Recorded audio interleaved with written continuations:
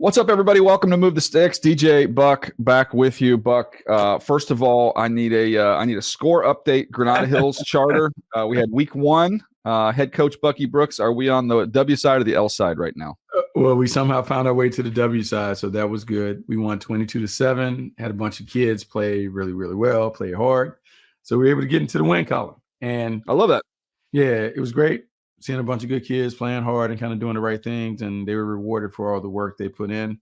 But it doesn't get easier because the schedule is hard, and so we just kind of see what it looks like. But at least for the opener, like, man, it was great just to see kind of the good guys, quote unquote, win. So I'm curious on this one. We've seen the transfer portal kind of transform college football over the last couple of years. Massive movement. I know that, obviously transferring in high school was nothing new. It's been going on long before the transfer portal came around. But in this, where the transfer portal is kind of in everybody's conscious or subconscious, maybe, have you seen more high school movement now, or is it the same as it's been? No, I mean, the last 10 years has been kind of crazy. Like, people are leaving. Like, they used to change the rules to make it where you couldn't leave for athletic purposes. It needed to be a valid reason, change of address, you move or whatever. But then people were kind of working their way around the rules by moving to the location so they could transfer the kids to play certain things. And DJ, it is worrisome that you have so many people that transfer and bounce around, and guys go to 4 different high schools, or people start at a good spot. They kind of build their brand and their name up at a spot, and then their senior year, they leave to go to the powerhouse high school in the area. And I don't know. I mean, look, I think we all grow up kind of like the Friday Night Lights experience, right? So it's about your neighborhood, the team, your buddies, the band, all that other stuff. And it's changed. And I don't begrudge people for taking advantage of the opportunities. I would just say that it changes that dynamic. And the way that we evaluate like high school coaches and those things, like, man, it's a lot different when you're coaching, I would say, the loaded roster with the kids who've played since they were 7, who are the 5 stars or whatever, as opposed to, hey, man, we just are at this high school, and whoever shows up, we're going to find a way to figure it out. It's just a different thing. And you just hope that you can level the playing field where you're playing against, I would say, light composed teams, as opposed to like some of the all-star teams that are out there. But it's just a different time. I love high school football, though, regardless of how it's composed. The games were all on over the course of the weekend. Watched them all. I love the experience because that's going to be the last time that a lot of kids kind of suit up and play this game, because football is different, where you can't play beyond high school. Even rec ball, you can't really play tackle football recreationally after high school. But it's different sometimes looking at like those football factories and looking at like the Johnny high school teams that are kind of battling and kind of playing against their other neighborhood schools. Yeah, I'm more of a fan of that. There's something about, I've gone to school with this kid since kindergarten. I've been to his house. He's been to my house, and we go out there and compete against other kids. I think that's something that's pure about that I do miss, is that's kind of changed a lot around the high school landscape. Today on the show, we're going to get to some of these teams in the NFL that have decisions to make at quarterback. We're going to really kind of focus in on those rookies. Not only, when we see them, but is it the right time now? Or would some of these teams be wise to be a little bit patient here? And is winning the job, is being the best player at the position, should that be the only requirement for being named the starter? So we're going to get into that conversation in just a little bit. But we did have meaningful games on the college side, including an interesting matchup, an upset with Georgia Tech taking down Florida State. Just your first impressions. Nice to have the college football season back, but what you thought from that game? Okay, first thing that stood out: why are Florida State and Georgia Tech playing in Ireland? Like, the one thing I couldn't understand, I was like, well, what's the connection? What's the thing? DJ, you know this because like we were doing a podcast back then. I think 2012, 2013. You're going George O'Leary? Is that where you're going back to? No. I was coaching at Notre Dame High School in Sherman Oaks, and we were part of the Shamrock series where Notre Dame played Navy in Ireland. Oh, yeah. And then there were a series of teams, high school teams, that played over in Ireland. We played Hamilton from Arizona over there and played. And so the connection was like, hey, you have all these Catholic schools playing. Notre Dame is playing Navy. I couldn't understand the connection between Florida State and Georgia Tech and what was the driving force behind those two universities going over the water to play in Ireland. But it was great to watch. I will say I was surprised in terms of watching Georgia Tech. Came away really impressed with Brent Key's team and just the physicality and the toughness and what they did. But DJ, I do wonder, because Florida State was so good taking so many transfers and kind of lumping them together and having kind of like an instant title contender. I wonder if that's a sustainable model, because looking at this team, they didn't overwhelm Georgia Tech like a number 10 team in the country is expected to overwhelm a team that is unranked. Yeah, look, you can look at Florida State, the talent they have, the defensive line that they have. At the end of the day, if your quarterback's not playing well, it's a great equalizer. Georgia Tech, the quarterback came over from A&M. He was like a 5-star kid, wasn't he? Like a 4 or 5-star kid, Hayes King. I didn't know that. I did not know that. I did not know he was a 4 or 5-star kid. Yeah, I think he was a good player, like talented player. And he played his butt off. He ran, made plays. He kind of just clearly outplayed DJU in that one. So I think that's one thing to keep an eye on with the with the transfer portal. That's great. You can stack your roster, but at the end of the day, quarterbacks still decide a lot of these ball games, man. And that was a decided edge, I thought, in that one to Georgia Tech. Yeah, no, so it's funny because that game was on, and you talk about like Florida State, and they'll have an opportunity to kind of get back in, because the saving grace is now that you have the 12-team playoff, you can work your way back into a situation to do it. And so that game was on, but then I had an opportunity to look at some of the other games. Montana State took on University of New Mexico. I forgot that Bronco Mendenhall was back. His team was up, and they were rolling, and they were up by like 2-3 touchdowns and lost because Montana State came back and snatched them up in the fourth quarter. So I had a chance to watch that game. I watched McNeese State take on Tarleton State. And so what I've always plays Baylor next week. So my son's at Baylor in the recruiting department. He was scouting. He was watching that game. But DJ, so they have a 24-team playoff when you think about the FCS schools. And so that is always fun. It's always been fun for me to watch that. But I will say this. I would never schedule one of those teams. Yeah. I would not schedule one team, because it's a lose-lose proposition for you if you're the big team. If you beat them, everyone says you're supposed to beat them. Mm-hmm. You get no credit for it. But if you play one of those good teams like a Montana State that's always been in it, like Prime is about to play North Dakota State, hey, bad idea. Don't play those squads. It's just a bad idea to take on those squads, because they're good enough to beat you, but not good enough for you to get credit for beating them. There's not a lot in it for you when you take on those teams.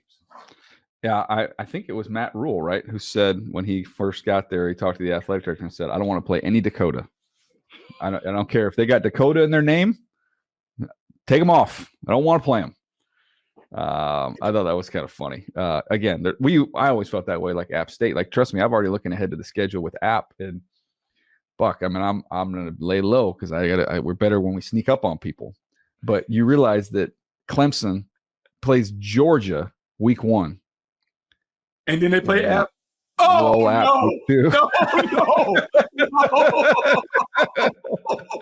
Like, you could not, like, from App side of things, you could not script it any better than that. Like, you're sitting there waiting. Oh yeah, you're sitting there waiting. You're waiting because no matter what happens in that game, if Clemson knocks off Georgia, the emotional it's a drain. Drop off. Yeah, when they show up against App, like it's gonna be tough. And if they get whooped by Georgia, just like, hey man, we got to get up. How are we gonna focus? Like, right. Georgia beats you up, so Appalachian State can knock you up. That is not. Yeah. Please tell me it's not an App. Please tell me. No, they're not coming. They're not coming up the hill. We'll go down the hill. What you mean they're not coming up the hill? Like, the Tar Heels came up the hill. I thought you told me. No, I know. We did a home and home with the Tar Heels. You guys were gems on that. You guys were sports. We want to come up there, and they had epic games. They had great games. Did Miami come up there? Miami came up there. That was the first one we got to come up there. That didn't end as well. But that one didn't go as well. But that's also. But again, though, I think when they come up there, that juices them up a little bit, like, because it kind of tilts towards App. Like you're going into their territory. Like, we like to be on the road, come in there, sneak in the back door, and grab our win and get out of there before anybody knows what happened.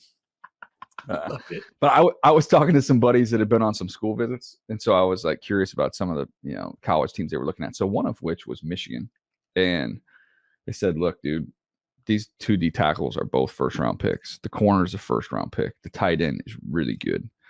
So I thought that was interesting, like from the perceived drop-off that's there. Now they got some offensive line, stuff they've got to get figured out, replacing a lot of guys, but they are still a big, physical, rugged team, especially on the defensive side of the ball. And then Penn State, I feel like I hear the same thing every year. Like they got athletes all over the place. They got dudes. Man, they do have those people. And with this week being kind of like the official kickoff to the weekend with all the good games that we're going to see and how everyone is loaded up, I am excited to see some of these top dudes, the names that you hear about. I'm excited to see them in action. So it should be a lot of fun to watch those squads get down.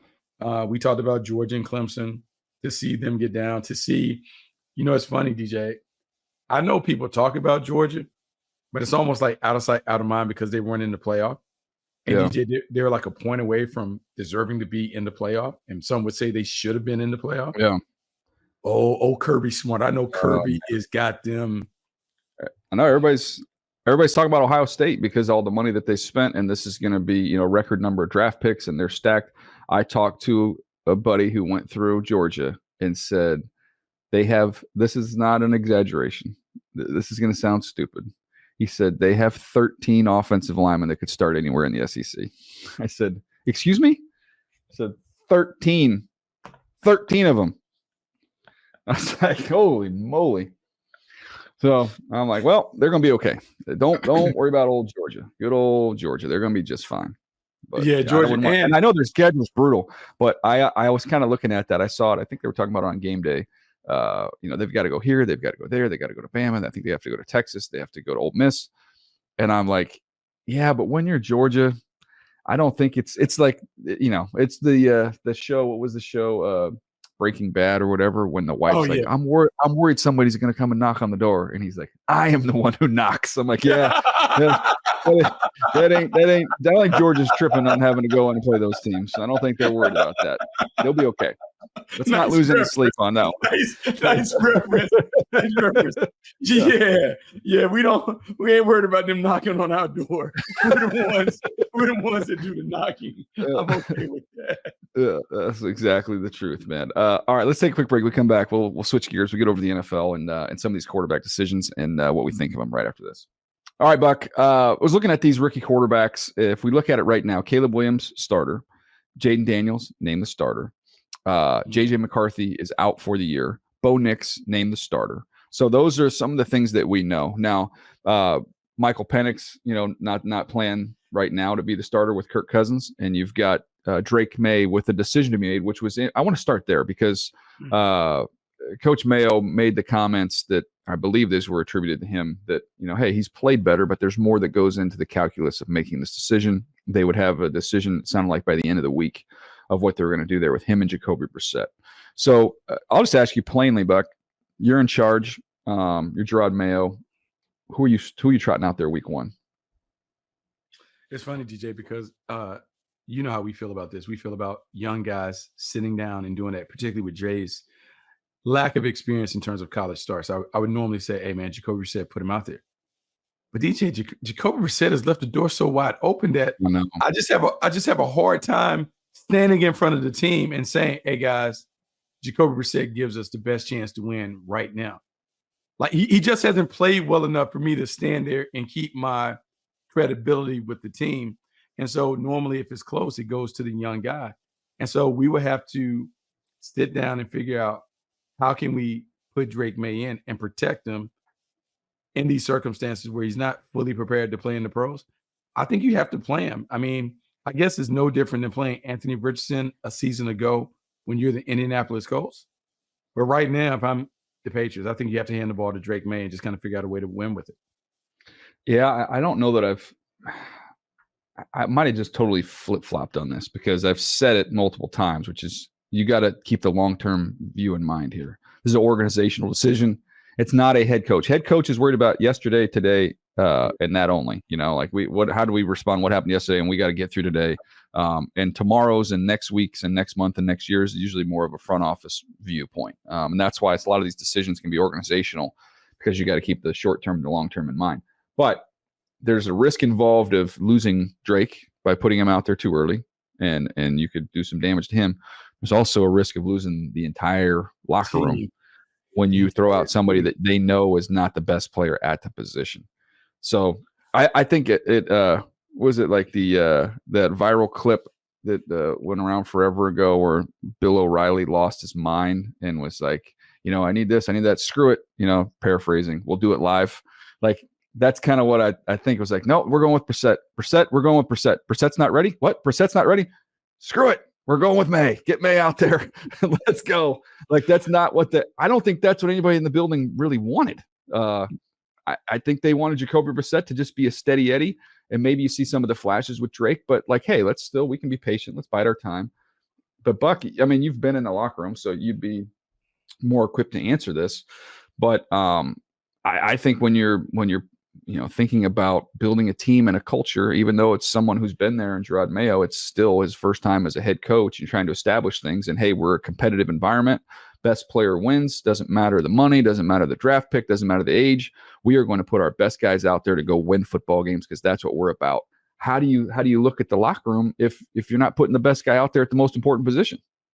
Yeah, DJ, I don't know. I don't know how you can legitimately do it. And it changes everything. It changes the short and long-term plans of the Patriots if you put Drake May on the field. But you have to. Mm-hmm. I mean, Jacoby Brissett not only didn't play well, but now he's banged up and beat up. So we're going to go into week one, and we're going to say we're going to play the beat-up guy who didn't play well. You have to play the young, fresh guy. And you have to, like, go in. You have to have a meeting with Alex Van Pelt, the offensive coordinator. And, Elliott, Jeremiah Mayo. Now, how are we going to do this? How are we going to put it together to do it? And even if you're like, hey, we're going to put them on a pitch count, I don't like 25 to 30 passes a game. Like, let's figure it out. Like, we got to be able to run the football and do some of those other things to protect them. But I think you lose credibility if you stand in front of the team and say, hey, guys, Jacoby Brissett is going to be the starter for week one. I think everyone walks out the room. I think everyone deflated. Rolls their eyes. Yeah, I think it takes the air out of the balloon. I think they roll their eyes and go. And I'm going to say this because everyone talks about the lack of talent on the Patriots. I think defensively, they're good enough to win some games. I think their defense can keep them in games and do that. I don't know if they have a puncher's chance on offense. Like, they just don't have any explosive players on offense that you worry about. Defensively, they can stay in games. And so it's going to be on Jerod Mayo and Alex Van Pelt and everyone to come up with a plan to play complementary football. But I think Drake May has to be a part of that plan. Yeah, and I think some of the message to Drake has to be any drive that ends in a kick, whether it's a punt or a field goal, is fine by us. Don't need you to be Superman. You're going to feel like it because of what you're with on your side of the ball, but the other side of the ball is going to keep scores down. We're going to play really good special teams, and we're going to have a play sheet for you. It's going to be with a mixture of some movement to get you out of harm's way behind this offensive line that scares me half to death. We got some movement stuff for you. We've got we're going to protect you, take a couple shots, but we're going to protect you on that stuff. We're not going to ask you to sit in there. We're not going to go 4 or 5 out and ask you to sit back there and play traditional quarterback 35, 40 times a game. We're not going to do that to you. So that has to be, part of the calculus here of how they craft this thing. But man, I'll tell you what, the other thing I do is team meeting. You announce Drake as a starter in the team meeting. And then I think I would say, all right, offense, you're dismissed. Defense, you can stay in here. It's on you guys to make this work. You guys have got to help us get this kid up and running. I can't have you going out there and giving up 28, 35 points and putting this kid in that position. We can't do that. You guys have got to lead the way here. I think that's a legitimate conversation. I think that's a real conversation that you can have with the team. And it's one that is needed. They need to understand exactly what is going to be asked of them. You guys are going to have to keep the score down. I think you have to be honest with them. I play with teams. We talked about the magic number is 17. We can't give up more than 17 points. We don't have a chance to win it. So everyone knows it. We know what it is. 17 is the magic number if we're going to win the game. And we need to get to it. Yeah, no, 100%. All right, let's get to timelines. Michael Penix. Is this a given? Are you saying like for sure we do not see him? Kirk Cousins is healthy. That like the leash is obviously with what Kirk's established and done in his career. Is this leash beyond a 1-year leash? Like, is there any ways feasible that you could see Michael Penix getting onto the field without an injury with a healthy Kirk Cousins? I would say it would have to take Kirk just being absolutely terrible. It's hard for me to ever envision Kirk being that bad where you pull him in favor of Michael Penix. I believe an injury has to open the door for Michael Penix to play, even though there's this buzz about how he played and what Raheem said about seeing him in that one game. He's done enough. Kirk Cousins would have to be injured, in my mind, for Michael Penix to get a shot. But then if he gets a shot, then I think it's Joker's wild. Like, if he gets a shot and has a 300, 400-yard game, then it becomes a little dicey. He won't get that opportunity until Kirk Cousins has to leave with like a minor injury that keeps him out for a week. Yeah, I'm with you. I don't anticipate that we see him. I'm excited for whenever that time comes. Curious, maybe more so than anything else. But I think this team's ready right now, and I think Kirk's kind of that established veteran who's been very, very consistent. I expect that it's going to be a minute here before we see Michael Penix. Last one I want to hit on, because I think we've talked about Jayden so much. We talked about Caleb so much, what we expect to see there. Bo Nix being named the starter. I was talking to some people around the league, and they were saying that people were trying to pry some pieces out of the Broncos, and maybe this, in the off season, as well as maybe even all the way into training camp, looking to see if, hey, they're still, rebuilding phase. Maybe we could, we're a win now team. We're trying to get somebody off that roster. And Sean Payton wouldn't do it. They wouldn't budge. And I think that not only are they, in on Bo Nix, I think they believe within that organization and that building that not only can Bo Nix survive, but like we've got a good enough group here to go do something this year one with Bo Nix. What do you think? I 100% agree with you.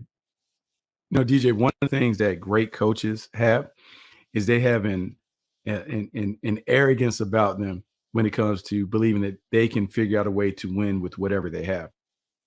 Sean Payton certainly has that. And because he has this thing when it comes to quarterbacks, there's a part of him that wants to show the football world that he knows what he's talking about. He knows what he's doing, and that Bo Nix is going to be his next franchise quarterback that helps him get back to being a title contender and those things. So, yeah, I understand where he's coming from and the moves that they made in terms of like shedding some of the players that they've got rid of. I think he's very intentional in that. He believes in his young players. He believes the guys that he has around the quarterback. I think he believes that they are going to be good. And when I mean good, not just, hey, we're going to be 500 good. I believe he thinks that they're going to be a competitive team that can kind of backdoor into the playoffs with this young quarterback making plays. Yeah, I think it's different too, though. I mean, I think when we talk about rookie quarterbacks, Bo Nix has started a bazillion games. He's not a 21-year-old rookie. This guy's been around the block. He's got a lot of experience. He's thrown the ball a ton. And I think there's a lot of similarities with how Sean Payton wants to run offense versus how he ran it in college. So I think there's, look, the debate with Bo Nix for me, and it is going to be a ceiling debate, not a floor debate. I think he comes in. I think he's ready to go. I think he's, you're going to see, close to as good as he's going to be very early in his career. How good that is, that's to be determined. But I think he's a high floor, maybe a little lower ceiling. But I think Sean Payton says, hey, give me a high floor quarterback with the way I call plays and the way I see the game and what position I put you in. I'm going to win a lot of football games with that. So I think Bo Nix has a chance to get up and running quickly with the Denver Broncos. Yes, he does. And, the thing about Bo Nix, and here's what I want to see, DJ, when it comes to all of these quarterbacks. And it's like a Captain Obvious comment, but it's one of those things that we're going to have to address when we get to the draft class next year at quarterback. If Jayden Daniels, if Bo Nix, if those guys have success, considering their long and extensive resumes in terms of their number of games played, DJ, it flips again, like the narrative in terms of what we're looking for at quarterback and what we value. It used to be almost like an albatross around a quarterback's neck if they transferred and those things. But I think now people will see the benefit of dealing with someone who has had some early struggles, but has kind of bounced out and come on the other side of it. And if they can log significant starts, you just have a guy that is more ready to play in the NFL. I mean, Brock Purdy has proven it. I mean, like, we're beginning to get a sample of enough quarterbacks that have come into the league and played right away and had success. And there appears to be a common thing that they've played a ton of games in college, and that has helped them make a quick transition to the program. Yeah, I know it's gonna be something that we keep in mind and talk about as we get towards the draft each and every year about the benefit of that. And I think there is a little more similarity in terms of how quarterbacks are playing in the NFL than it used to be in the past to what they do in college. So I think that has eased the transition, so to speak, as the NFL has kind of met college where they are a little bit from an offensive standpoint. So that gives you an opportunity to get up and running. Well, last question on these rookie quarterbacks, Buck, and we'll wrap this one up. Again, we've got 2 more episodes coming this week as we're kind of in the in-between week before things really get cranked up. Caleb or Jayden, who's best positioned, not to have the best year, but who's well positioned to get off and going? Oh, I think Caleb. And the only reason is I think experience matters, and the experience that he has around him matters more than what Jayden Daniels has around him with the Commanders. They traded off Jahan Dotson, and so you have Scary Terry. But when I look at the Bears and Keenan Allen and DJ Moore and Cole Kmet and DeAndre Swift, you have experienced players around him, and the pass catchers in particular, Keenan Allen, DJ Moore, they played a lot of games. They can make the game easier for Caleb Williams by making it right, even when the young quarterback is wrong. To me, that is the difference between what Chicago is trotting out and what Washington is trotting out. That's why I give the advantage to Caleb. Yeah, I'm curious to see. I think we'll know after week 1 what the first quarter of the season is going to look like. The Bears play Tennessee. That's a good defensive front there in Tennessee, but that's one that that's obviously a game the Bears need to go out there and win, first of all. But I think that's set up where Caleb should be able to do some things. And then you look at the Commanders, they come out to shoot at Tampa Bay on the road. Man, it's going to be interesting to see what it looks like early. I'm going to take the other side of it just from the standpoint of you pick the experience around Caleb. I'm just going to take the experience with Jayden and say that I think that'll slow. I think the game will be a little slower for Jayden initially. And I think maybe a little sped up for Caleb initially. So I'll say if we're looking at the first quarter of the season, I'm going to say Jayden Daniels gets off to a little bit better start, even though the supporting cast he has is nowhere near what Caleb has there in Chicago. Yeah, I agree with you on that. I mean, it is different. And you're right about, like, the game appears to be in slow motion for Jayden Daniels already. That is an advantage. But I think by midseason, it quickly can catch up. I just believe the talent around Caleb, if healthy, is superior to what Jayden has. And ultimately, it's a game that players decided, and it's a players game. And just those players they're real. Keenan Allen, more Cole Kmet, DeAndre, they're real players, real high-end players. Well, the other thing I want to just add lastly as we kind of wrap this up, if you're wondering about the quarterback being the most important position in all of sports, just think about this. Last year, if I told you the Bears and the Commanders were going to be playing against each other, would you carve out time in your schedule to make sure you didn't miss that game?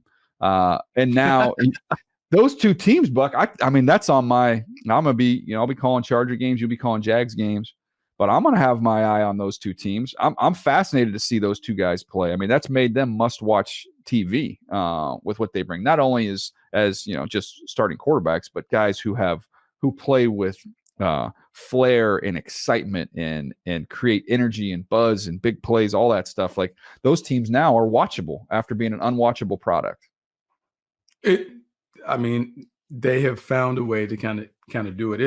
It's really good to see those teams never. It's rare that they are offensive-minded teams where you really get excited about their offense. But yeah, you're tuning in to watch what should be really interesting and compelling offenses. Selfishly, as we finish here, what I'm looking forward to most with the start of the season is the ability to sort statistics and watch the video, the cut up ability now for us is it's been that way for a handful of years, but the ability for us to have it on this side is so extraordinary. It's so awesome. So to be able to do that and be able to sort and say, okay, I want to see all the rookies this week. Who are the rookies? Who had all the pass rush production amongst rookies? Boom, click it, sort it, watch it, bam. I cannot wait. I cannot wait for that first Monday after we get this thing cranked up to be able to track all these young guys, see what they're doing, see maybe some of these new free agents. I'm looking forward to watching all Christian Wilkins pass rushes, playing with Max Crosby. How are they going to use those guys? There's a million different things. So these episodes now where, hey, we think this, we think that, we'll be able to have episodes very shortly where we can just say, hey, this is what happened. This is why it happened. And this is why this is such a fun pod to be on. I get it, man. I've heard you talk about it. I've heard you talk about like the Little Plus situation on Premium. Oh, it's awesome. Go check that out. Yeah, check it out. NFL Plus Premium. I probably got the words all mixed up. Bill Smith's going to kill me. But you have the ability now through Next Gen Stats to be able to sort everything. And you want to watch matchups. You want to see how this player's done against this player in the past. Bam, we got all the numbers there. You can click on it. You can watch the videos. In other words, like I've got Chargers Raiders week 1. Rashawn Slater versus Max Crosby. I want to go look and see how Max Crosby's done in his one-on-ones against Slater. I can not only get the stats, then I can pop the all 22 and watch the snaps of them going against each other. That's just like in a small example of how ridiculous NFL Plus Premium is. So we would encourage you guys to go check that out. It's pretty freaking awesome. It is a pretty awesome tool. All right, that's going to do it for us today. Hope you guys enjoyed hanging with us. We will see you next time right here on Move the Sticks.